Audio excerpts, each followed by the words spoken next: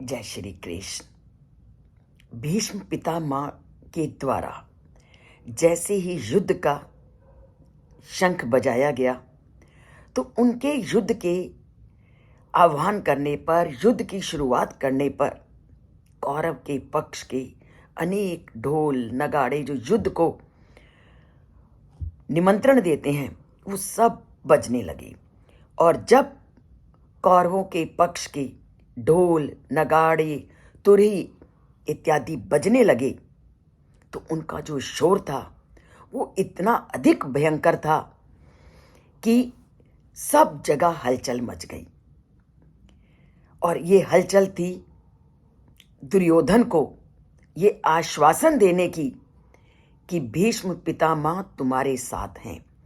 चाहे दोनों पक्षों के प्रति उनका जो प्रेम था वो समान था, परंतु वो युद्ध में साथ दे रहे थे दुर्योधन का। और जो इस बात से भी परिचित थे कि युद्ध में विजय तो पांडवों की है, क्योंकि जहां परम पिता परमात्मा वहां विजय में कोई संदेह हो ही नहीं सकता। पर जैसे ही ये नगाड़ों की आवाज, कौरवों के इन नगाड़ों की आवाज कम हुई तो पांडव पक्ष के लोगों ने क्या किया? तो पांडव पक्ष में युद्ध का आह्वान, युद्ध का बिगुल किसने बजाया उसको हम आज के श्लोक में जानते हैं कि ततः श्वेत हययुक्तै, ततः श्वेत हययुक्तै महति स्यन्दने स्थितौ माधवा पांडवैश्च एव दिव्यौ शंखौ दधद्मतौ। अब यहां क्या है कि जैसे ही कौरवों के द्वारा बजाए गए ढोल तुरही शंख इत्यादि की आवाज जो कि बहुत भयंकर थी, जैसे ही वो आवाज थोड़ी धीमी हुई तो पांडवों की सेना के बीच सफेद घोड़ों के द्वारा खींचे जाने वाले सुंदर रथ पर बैठे हुए माधव मतलब श्री कृष्ण ने और अर्जुन ने अपने दिव्य शंख बजा दिए। अब यहां भी बहुत ध्यान देने की बात है कि अर्जुन अंत तक युद्ध नहीं करना चाहता था, इसलिए युद्ध का आरंभ भी अर्जुन ने नहीं किया। युद्ध को आरंभ भी उसने तब किया जब कौरवों के पक्ष के द्वारा युद्ध का बिगुल बजा। तो पांडवों की तरफ से कहीं भी किसी भी स्थिति में युद्ध के लिए पहल नहीं की गई। जब उन्होंने युद्ध के लिए ललकारा, युद्ध का बिगुल बजा दिया, उसके बाद अर्जुन ने उसका प्रत्युत्तर दिया। क्योंकि जब कोई एक कदम उठाता है तो उसका उत्तर तो दूसरे को देना ही होता है। जब तक शांत रह सकते हो शांत रहो, पर जब कोई नहीं आपके नियंत्रण में रहता तो उस समय उसका जवाब फिर देना ही होता है। ये हमारे शास्त्र और ग्रंथों में वर्णन किया गया है।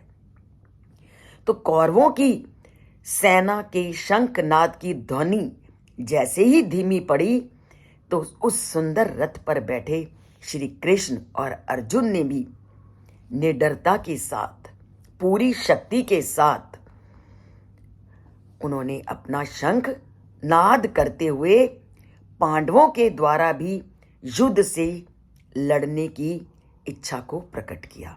पहले उन्होंने इच्छा नहीं प्रकट की, कौरवों के द्वारा शुरुआत करने पर उन्होंने उसका उत्तर दिया।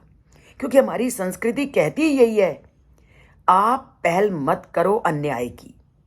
पर जब अन्याय इतना अधिक बढ़ जाए तो तब तुम उसका उत्तर देने के लिए अपना अस्त्र शस्त्र उठाओ। तो अन्याय को रोकने के लिए अस्त्र शस्त्र उठाने के लिए कहीं भी हमारे शास्त्रों में मनाही नहीं है कि जब अन्याय के विरुद्ध आपको अस्त्र और शस्त्र उठाने पड़े तो आप अवश्य उठाओ। तो ये सारी कहानी अभी तक संजय और धृतराष्ट्र के मध्य ही चल रही थी, क्योंकि वही पूरी तरह से संजय धृतराष्ट्र को युद्ध में क्या क्या हो रहा है ये संजय ही बोल रहे हैं और संजय ही धृतराष्ट्र को बता रहे हैं। इसलिए वो इस श्लोक में श्री कृष्ण के लिए माधव शब्द का प्रयोग करते हैं।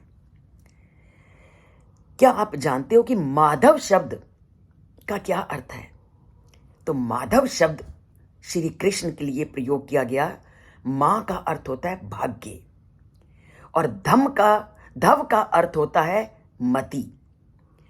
भगवान श्री कृष्ण विष्णु के रूप में भाग्य की देवी लक्ष्मी के प्रति हैं।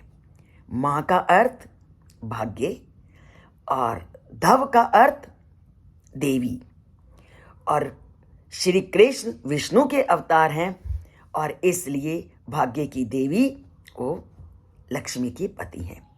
और ये श्लोक पूरी तरह से हमें ये दिखाता है कि भाग्य की देवी की जो कृपा है वो पूरी तरह से पांडवों पर थी और वह शीघ्र ही युद्ध के बाद युद्ध में विजय उनको प्राप्त होगी, इस बात का प्रतीक है।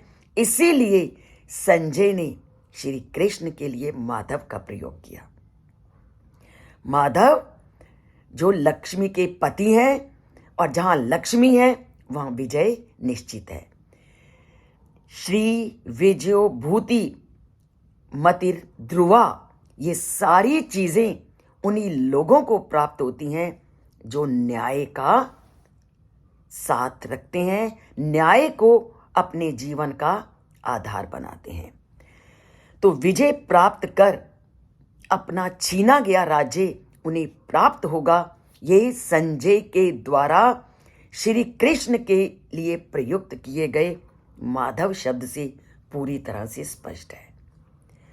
और यहां पांडवों से तात्पर्य सभी पांचों पांडु पुत्रों से होता है, परंतु यहां पर पांडव का तात्पर्य पांचों भाइयों में से केवल अर्जुन के लिए प्रयुक्त हुआ है, क्योंकि श्री कृष्ण के साथ केवल अर्जुन था। तो श्री कृष्ण और अर्जुन ने भीष्म पितामह के युद्ध के उत्तर के रूप में इन दोनों ने युद्ध में अपना अपना शंख बजा करके उस भीष्म पितामह के द्वारा बजाए गए शंख का उत्तर दिया। तो अन्याय सहने की भी एक सीमा होती है और जब वो सीमा प्राप्त हो जाती है तो अन्याय के विरुद्ध आवाज उठाई जाती है और वो आवाज उठाई अर्जुन ने। तो अब जिस रथ पर अर्जुन और श्री कृष्ण थे उस रथ पर उन दोनों ने खड़े होकर के युद्ध के आरंभ का संकेत दे दिया। तो ये श्लोक हमें क्या बताता है कि अन्याय भी तब तक सहो जब तक उसकी अति नहीं हो जाती। तो अन्याय के विरुद्ध आवाज उठाना जरूरी है। जब जब धरती पर अन्याय हुआ है तब तब देश के योद्धाओं ने, देश के वीरों ने उस अन्याय के विरुद्ध हमेशा आवाज उठाई है और न्याय का जिसने साथ लिया है उसको हमेशा सफलता प्राप्त हुई है। ये श्लोक पूरी तरह से स्पष्ट करता है। तो ये श्लोक हमें भी सीख देता है कि हमने भी जिंदगी में न्याय को ही अपनाना है, अनैतिकता से दूर रहना है और बुरे कार्यों को कभी भी हमने अपनी जिंदगी में नहीं लाना। तो करते हैं ये प्रण कि कभी भी अन्याय होगा तो उसके विरुद्ध आवाज उठाएंगे और उस परम पिता परमात्मा के द्वारा बताए गए नीति मार्ग का अनुसरण करेंगे और उस परमात्मा से अपना नाता जोड़ेंगे और न्यायपूर्ण ढंग से जीवन को व्यतीत करेंगे। तो न्यायपूर्ण ढंग से जीवन को बिताते हुए इस चैनल से जुड़ते हुए अगर सब्सक्राइब नहीं किया तो सब्सक्राइब करते हुए और जय श्री कृष्ण बोलकर, लिखकर उस परमपिता परमात्मा के प्रति अपनी आस्था, भक्ति और श्रद्धा के सुमन अर्पित करते हुए